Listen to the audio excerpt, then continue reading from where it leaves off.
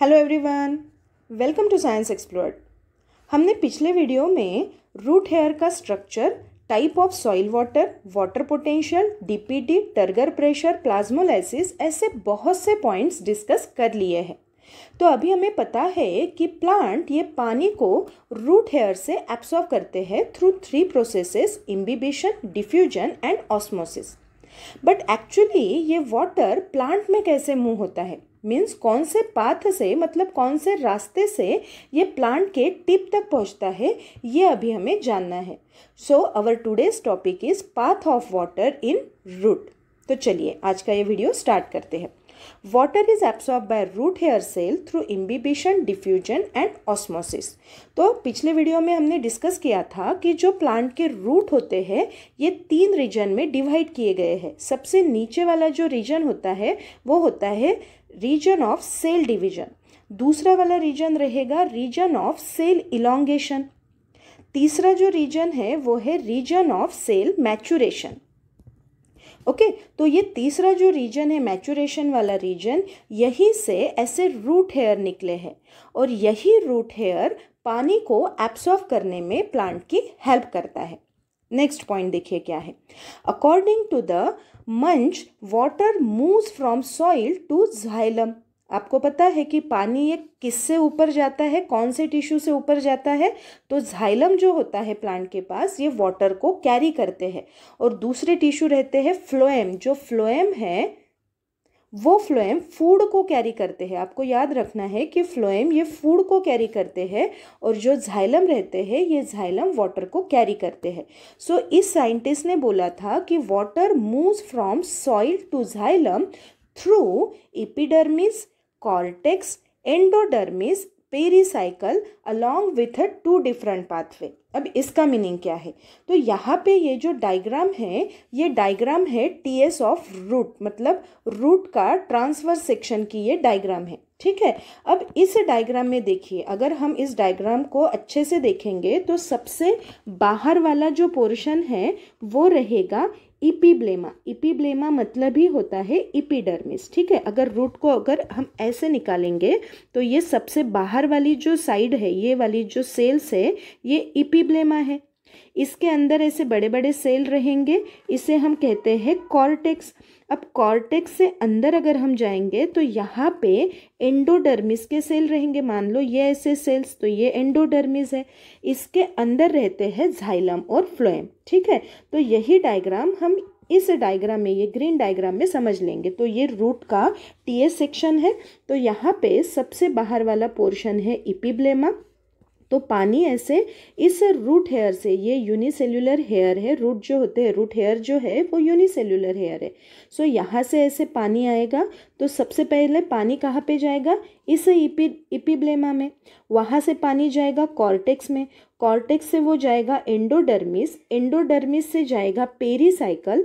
Pericycle से जाएगा इस जाइलम में। तो ये जो रेड पार्ट है ये वाले, तो ये क्या है? इस रूट के जाइलम है। तो जाइलम से पानी ऐसे प्लांट के टीप तक पहुंच जाएगा। तो ये जो पाथ बताया था, ये पाथ बताने वाले साइंटिस्ट थे ई मंच। तो इन्होंने बताया था कि रूट में पानी कहाँ से कहाँ जाएगा। सो रूट हेयर में सबसे पहले पानी जाएगा, उसके बाद इपीडर्मिस, कॉर्टेक्स, एंडोडर्मिस, पेरिसाइकल और फाइनली वो पहुंच जाएगा जाइलम। और इस जाइलम से पानी ऊपर चला जाएगा। ठीक है, अब ये पानी ऊपर पहुंचाने के 2 रास्ते होते हैं। जो पहला है वो है एपोप्लास्ट और दूसरा जो पाथ है वो है सिम्प्लास्ट। अब एपोप्लास्ट और सिम्प्लास्ट मतलब क्या है ये आगे देखिए। चलो, सबसे पहला जो है वो है apoplast pathway. In the apoplast pathway, the movement of water takes place exclusively through cell wall and intercellular space. अब इसका मीनिंग क्या है? मान लो ये रूट के सेल्स है। अब इस सेल से पानी आगे कैसे जाएगा? देखो, मान लो यहाँ से पानी ने एंट्री कर दिया, तो ये जो वाटर है, सेल की जो सेल वॉल होती है, इस सेल वॉल से पानी आगे जाएगा। तो यहाँ पे ऐसे पानी ने एंट्री कर दी, यहाँ से ये वाटर ऐसे जाएगा सेल वॉल से इस सेल वॉल से इस सेल वॉल तक। तो ऐसे सेल वॉल को पकड़ पकड़ के ये पानी आगे जाएगा। और दूसरा क्या बोला है इन्होंने? Intercellular space. अब इंटरसेल्युलर स्पेस मतलब क्या है। तो ये दो जो सेल्स होते हैं, मान लो ये एक सेल, ये दूसरी सेल, तीसरी सेल, तो इन सेल के बीच बीच में जो स्पेस है उसे कहा जाता है इंटरसेल्यूलर स्पेस। तो सबसे पहले पानी आ गया यहाँ से, मतलब रूट हेयर से ऐसे पानी आ गया, अब ये पानी जाएगा इस सेल वॉल में, सेल वॉल से इस स्पेस में, space say that means intercellular space से दूसरे सेल वॉल, फिर से स्पेस में, और दूसरे ऐसे सेल वॉल से पानी होके ऐसे आगे चला जाएगा।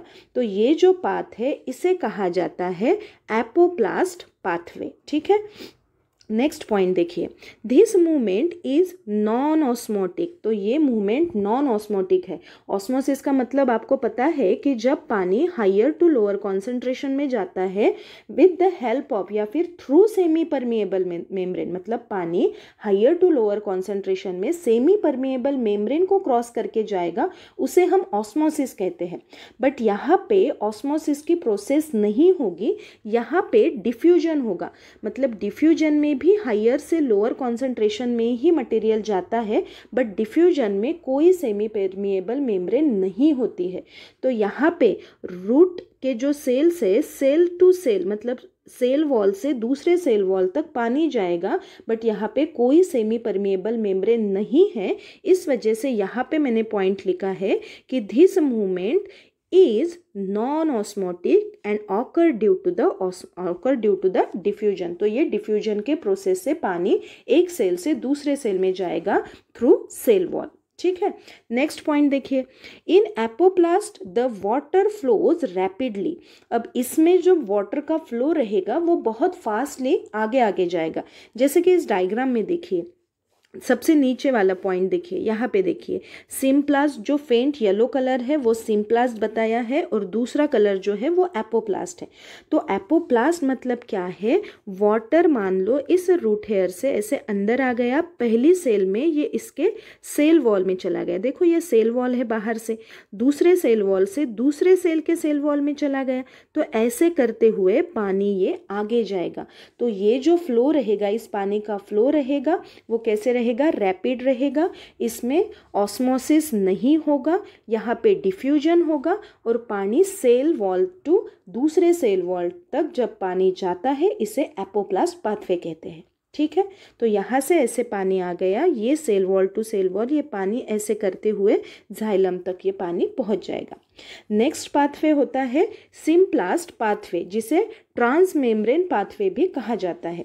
इन symplast pathway water travel from cell to cell. अब यहाँ पे क्या होता है, पानी ऐसे सेल टू सेल से, मतलब through cytoplasmic bridge called plasmodesmata. अब इसका मीनिंग क्या है, मान लो ये एक सेल है, ये दूसरी सेल है, ओके।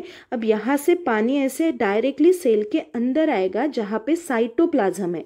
अब इस साइटोप्लाज्म से होके ये दूसरे साइटोप्लाज्म में पानी जाएगा। तो ये कैसे होता है, तो देखिए मान लो ये एक सेल है, ओके। अब इस सेल में साइटोप्लाज्म है, यहाँ से पानी ने एंट्री कर दी और ये पहुँच गया साइटोप्लाज्म में। अब ये क्या करता है, यहाँ पे प्लाज्मोडेस्माटा बनाता है, मतलब ये एक साइटोप्लाज्मिक ब्रिज होता है।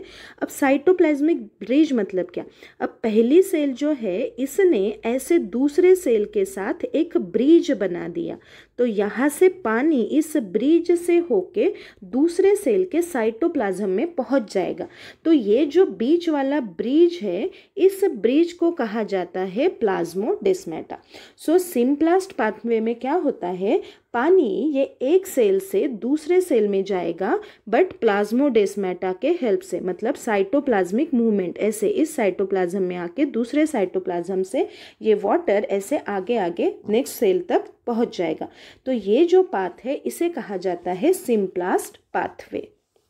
जैसे कि इस डायग्राम में देखिए, यहाँ पे फिर से सिम्प्लास्ट है और ने एपोप्लास्ट। तो एपोप्लास्ट मतलब अभी सेल वॉल से ऐसे पानी जाएगा, बट अभी हमें देखना है सिम्प्लास्ट मतलब क्या है। तो देखो यहाँ पे ऐसे पानी आ गया रूट हेयर से इसके सेल में आ गया, ओके। तो पहली जो सेल है ये इपिडर्मिस है, इपिडर्मिस से आगे, मतलब ये अगर डायग्राम निकालेंगे तो यहाँ पे ऐसे इपिडर्मिस है, इपिडर्मिस के अंदर ऐसे कॉर्टेक्स है।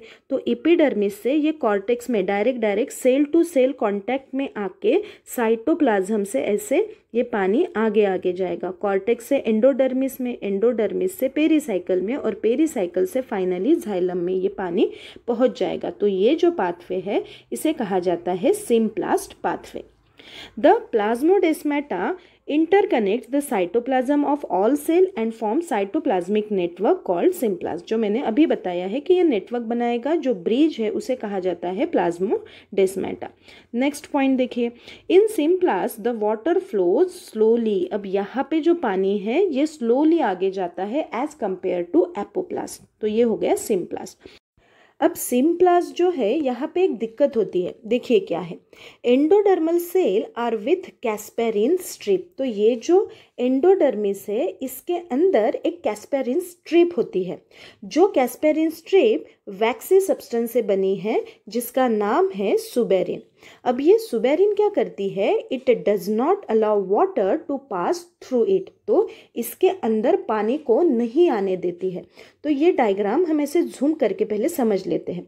देखो यहाँ पे है पानी और सबसे पहले पानी कहाँ पे एंटर करेगा, ये करेगा रूट हेयर में। तो यहाँ से ऐसे रूट हेयर में पानी आ गया, ठीक है। अब यहाँ से वो आगे कहाँ जाएगा, एपिब्लेमा में जाएगा जो आउटर सेल्स है। उसके बाद वो कॉर्टेक्स में आएगा और कॉर्टेक्स से ये एंडोडर्मिस में आएगा। अब एंडोडर्मिस में क्या प्रॉब्लम है, यहाँ पे अंदर से ऐसे कैस्पेरिन स्ट्रिप है जो वैक्सी सब्सटेंस से बनी है जिसका नाम क्या है, सुबेरिन। अब पानी तो ऐसे यहाँ से होके ऐसे यहाँ तक आ गया, बट यहाँ पे आके वो एक्यूमुलेट हो जाएगा। क्यों? क्योंकि एंडोडर्मिस की जो कैस्पेरिन स्ट्रिप है ये पानी को इस जाइलम तक पहुँचने नहीं दे रहा है। क्यों? क्योंकि वो वैक्सी सब्सटेंस है। सो इस वजह से ये पूरा का पूरा पानी इस एंडोडर्मिस के बाहर ही रह गया। तो यही चीज़ हम इस डायग्राम में समझ लेते हैं। देखो ये है एपिडर्मिस, एपिडर्मिस से साइटोप्लाज्मिक मूवमेंट करके यहाँ से ये कॉर्टेक्स में आ गया, कॉर्टेक्स से ये एंडोडर्मिस तक पहुँच गया। अब एंडोडर्मिस में आने के बाद एंडोडर्मिस के बीच में क्या है, यहाँ पे ये देखो ये कैस्पेरिन स्ट्रिप बताई है। तो यहाँ पे ये कैस्पेरिन की स्ट्रिप है। तो ये कैस्पेरिन स्ट्रिप क्या करेगी, पानी को अंदर नहीं जाने देगी। तो सबसे बड़ा दिक्कत सिम्प्लास्ट में ये कैस्पेरिन स्ट्रिप होती है। तो प्लांट आगे क्या करता है, देखो water accumulate and develop hydrostatic pressure. अब क्या करेगा, पानी यहाँ पे तो बहुत आ गया, तो ये पानी क्या करेगा, इस कैस्पेरिन स्ट्रिप के ऊपर हाइड्रोस्टैटिक प्रेशर अप्लाई करेगा, मतलब पानी का प्रेशर वहाँ पे आ जाएगा। And water is then forced into the xylem and is conducted upward. और इस वजह से, इस हाइड्रोस्टैटिक प्रेशर की वजह से, इस वाटर के प्रेशर की वजह से ये कैस्पेरिन स्ट्रिप ये क्या करेगी, पानी को रास्ता दे देगी और ये पानी जाइलम में आके ये अपवर्ड डायरेक्शन में पानी को पहुँचाया जाता है। तो अभी तक हमने क्या समझा कि पानी ये दो पाथवे से प्लांट के अंदर जा सकता है। पहला जो है वो था हमारा एपोप्लास्ट। तो एपोप्लास्ट में हमने देखा कि सेल वॉल से होके ऐसे पानी आगे जाएगा। दूसरा था सिम्प्लास्ट। तो सिम्प्लास्ट में डायरेक्ट ऐसे सेल टू सेल मतलब साइटोप्लाज्म से होके पानी आगे जाएगा और जाइलम से वो पानी ऊपर भेजा जाएगा। तो यही चीज़ हम इस डायग्राम से समझ लेते हैं। देखो इस डायग्राम में सबसे पहले रूट हेयर है, तो रूट हेयर से पानी अंदर आ गया। अगर वो पानी सेल वॉल से होके ऐसे अंदर जाएगा तो उसे कहा गया है एपोप्लास्ट। और अगर ये पानी रूट हेयर से आगे सेल टू सेल मतलब साइटोप्लाज्म से होके अगर आगे जाता है तो उसे कहा जाता है सिम्प्लास्ट। ठीक है, तो अभी एपोप्लास्ट और सिम्प्लास्ट में क्या डिफरेंस है अभी हम ये समझ लेते हैं एक ही चार्ट में। ठीक है, तो जो सबसे पहला पॉइंट है वो है apoplast includes cell wall and intercellular space. तो एपोप्लास्ट की मूवमेंट कहाँ से होगी, सेल के सेल वॉल से एंड इंटरसेल्यूलर स्पेस। सिम्प्लास्ट में क्या होगा, symplast include the cytoplasm of the cell interconnected with a plasmodesmata. तो यहाँ से मतलब साइटोप्लाज्म से होके ऐसे प्लाज्मोडेस्माटा मतलब ये जो ब्रिज बना था यहाँ से लेके ऐसे पानी आगे जाएगा। सेकेंड जो पॉइंट है वो है it is made up of non living cell, क्योंकि हमें पता है ये जो सेल वॉल होती है ये नॉन लिविंग है, तो इस वजह से ये पॉइंट लिखा है कि it is made up of non living cell and symplast is made up of living cell. Next point है वाटर मूव्स बाय डिफ्यूजन। तो यहाँ पे ऑस्मोटिक ट्रांसपोर्टेशन हुआ था क्या, नहीं, तो यहाँ पे डिफ्यूजन हुआ था और सिम्प्लास्ट में ऑस्मोसिस हुआ था। नेक्स्ट पॉइंट है there is a less resistance to the movement of water. तो यहाँ पे कोई ऐसे रेजिस्टेंस नहीं है, ये डायरेक्टली नॉर्मली एक सेल से दूसरे सेल तक पानी पहुँच रहा है सेल वॉल के हेल्प से, तो यहाँ पे कोई भी रेजिस्टेंस नहीं है। बट सिम्प्लास्ट में there is more resistance to movement of water, तो यहाँ पे रेजिस्टेंस रहेगा। जैसे कि हमने कैस्पेरिन स्ट्रिप देखा था, और साइटोप्लाज्म से अगर पानी आगे जाता है तो बीच बीच में सेल ऑर्गेनेलीज है, तो यहाँ पे रेजिस्टेंस बहुत ज़्यादा होगा, ठीक है। और लास्ट पॉइंट रहेगा वाटर फ्लो इज़ फास्ट। तो एपोप्लास्ट में पानी का जो फ्लो रहेगा, मूवमेंट रहेगा, वो फास्ट रहेगा, बट सिम्प्लास्ट में वाटर फ्लो इज़ स्लो, तो यहाँ पे पानी स्लोली आगे जाएगा। तो ये था हमारा आज का टॉपिक। अगर ये टॉपिक आप लोगों को समझ में आया है तो वीडियो को लाइक कीजिएगा और वीडियो को शेयर ज़रूर कीजिएगा। Thank you.